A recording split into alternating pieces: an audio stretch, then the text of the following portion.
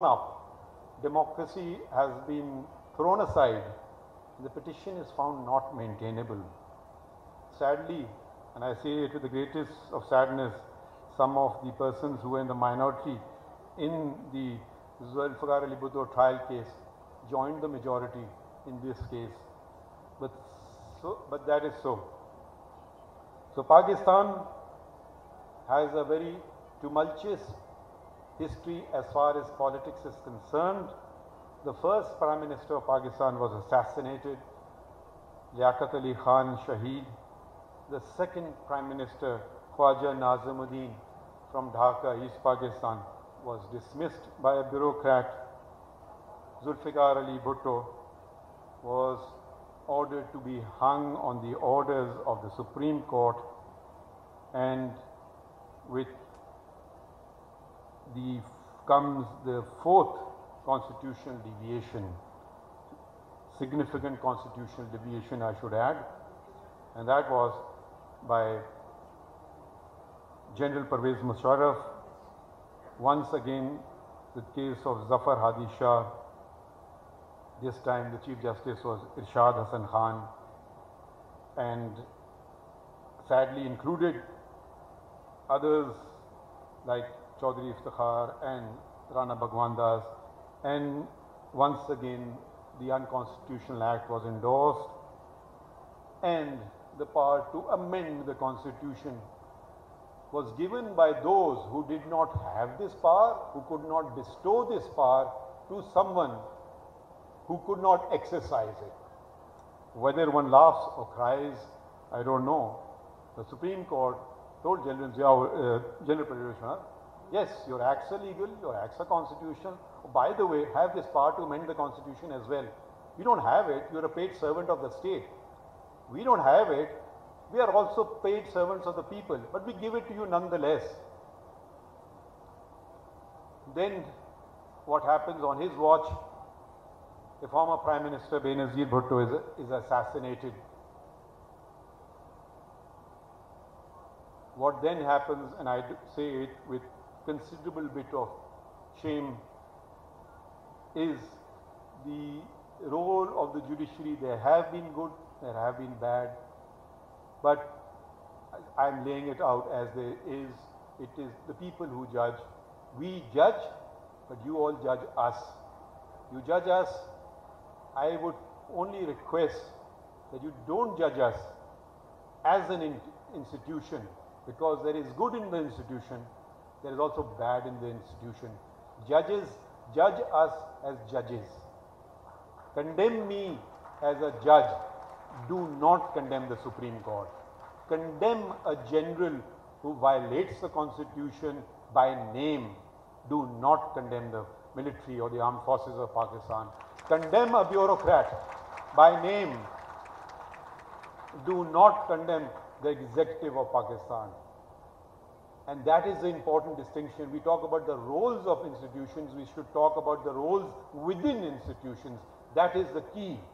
The constitutional aspects will keep considering. We should not, there is good and evil, there is good and bad everywhere. So let us separate the good from the bad, and I, for one, welcome criticism. Speaking in my personal capacity, criticize me to your heart's content. You will never be hauled up for contempt of court. But do not criticize the institution, because without institutions, a country implodes, it breaks apart, and I'm not talking philosophically, I'm talking practically. We've seen it happen. We are seeing it happening. So we have to be very careful. Pakistan needs the judiciary. Pakistan needs the executive. Pakistan needs the military part of the executive. And more than anything else, Pakistan needs to be led by the elected representatives of the people. Pakistan needs democracy. You remove democracy from Pakistan, you stab it in the back. You destroy it, you are the enemy of the people, you are the enemy of the state, and that is what Article 6 says. I have an added burden which all of you do not have. I and the law minister here, the others do not. That is to uphold the constitution of Pakistan and to preserve and defend it. All of you have to abide by the constitution under Article 5. So there is a greater test for those who are paid by all of you, which is us. We don't pay you. The elected representatives of the people are not paid. They receive a stipend for the duration that they are an MPA, MNA, or as with the grace of the Almighty, become a federal minister, you may get a salary only for the duration. We are taken care of for life. We get pensions. They don't. The MPs, MNAs, they don't get pensions and they get a stipend, and that is not comparable with the salaries of those who are paid by the people of Pakistan. That is you. Please do hold us accountable individually.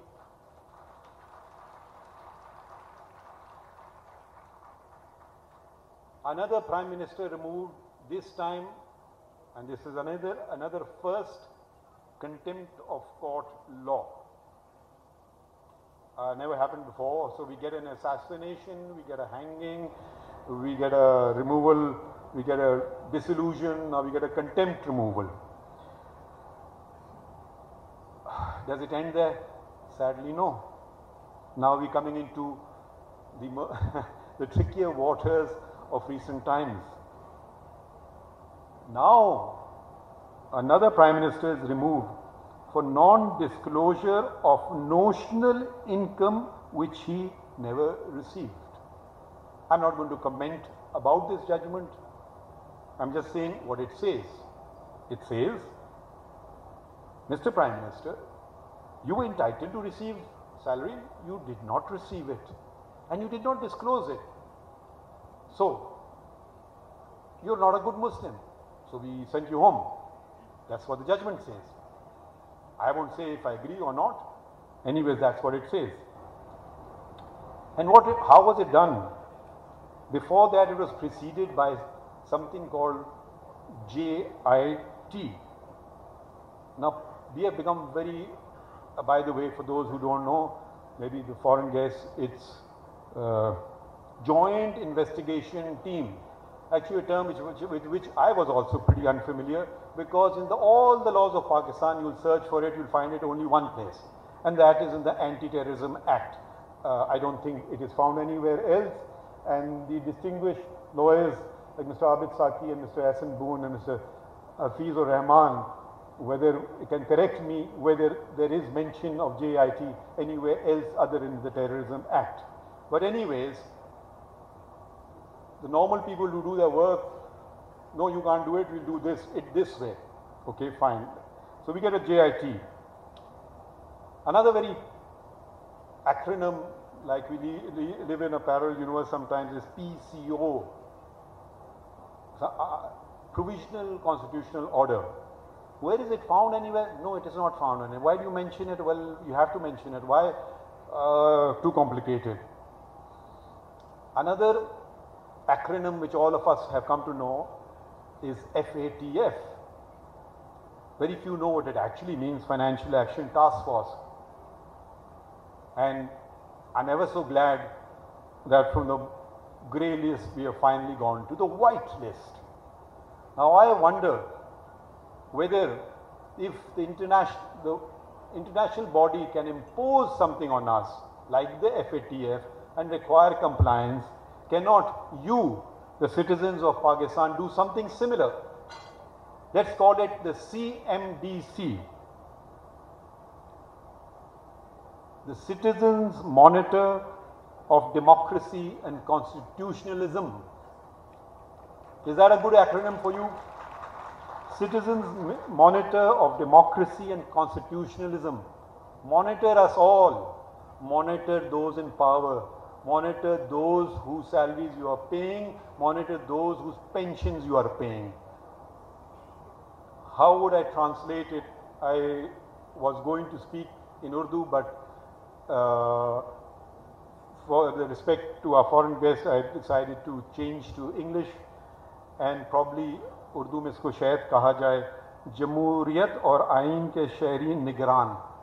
शायद आप में से जो बेहतर उर्दू जानते हैं वो बता सकेंगे। जमहूरियत और आइन के शहरी निगरान। And let's have a black, grey and a white list. Let me start with my own institution, यानी कि काली सुरमाई और सफ़ेद लिस्टें बनाइए, not of institutions but of individuals within the institutions. Now, let me speak about my institutions. I don't want to raise fingers at other institutions. My personal opinion, and I now speak as a student of law, not as a judge. I speak as a student of history, not as a judge. I speak as a student of politics. I would put in the black list Justice Muhammad Munir. I would put in the black list Justice Anwarul Haq. I would put in the black list Justice Irshad Hassan Khan.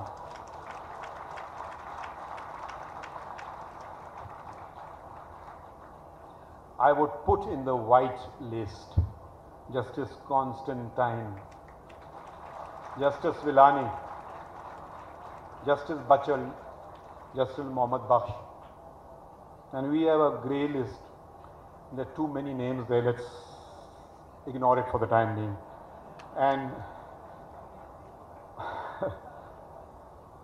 now, if I may dare so and consider the executive, I will put in the black list General Ayub, General Zia, General Pervez Musharraf.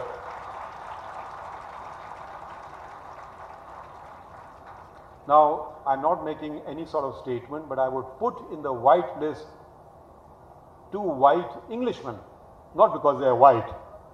Now that took you by surprise, didn't I? The first Commander-in-Chief of the Pakistan Army, General Sir Frank Walter Maservey. He fought in the First and the Second World Wars, and he was the first Commander-in-Chief of Pakistan, of United Pakistan, of one Pakistan. I would put it in a higher, even a whiter of a white list would be General Sir Douglas Gracie. And why do I put him? Why do I put the second Commander-in-Chief of the Pakistan Army in that list? I would put him in that list. And now my source of information is a book written by a brother of an army chief. The army chief was General Asif Nawaz. From 91 to 93, he was the army chief, and his brother was Shuja Nawaz, and his book is Crossed Swords, Pakistan, its Army and Wars Within. If you get an opportunity, do buy it and read it. And he narrates an incident here. He said General Ayub wanted a plot and applied to General Sir Douglas Gracie, his superior commanding officer. He was rebuffed. So here begins the politics of plots. The politics of plots is very interesting in Pakistan. So whether it was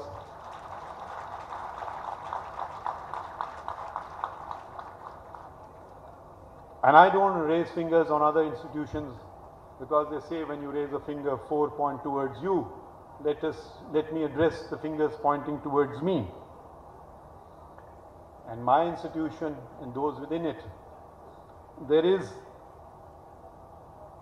as you know, Article 19A of the Constitution of Pakistan. It's one of the many countries, or the many civilized countries of the world do not have this. It's a right to access to information in all matters of public importance. Now, someone filed a writ petition somewhere, I read about it in the newspaper, that the Supreme Court has filed a writ petition and the case is pending before the High Court. What? Nobody asked me. I'm supposed to be a judge of the Supreme Court. Registrar Supreme Court. Is he more powerful than me? Oh, I wrote a letter. I wrote a letter to the Chief Justice of Pakistan. The letter is dated 16 December 2021. And I quote just one line from it. It's a long letter. Can a public institution... let me explain. What had happened was that the Pakistan Information Commission had passed some order regarding some disclosure of some information about employees or whatever of the Supreme Court. I don't know what he asked for because we were never asked, and the registrar took it upon himself to challenge it without taking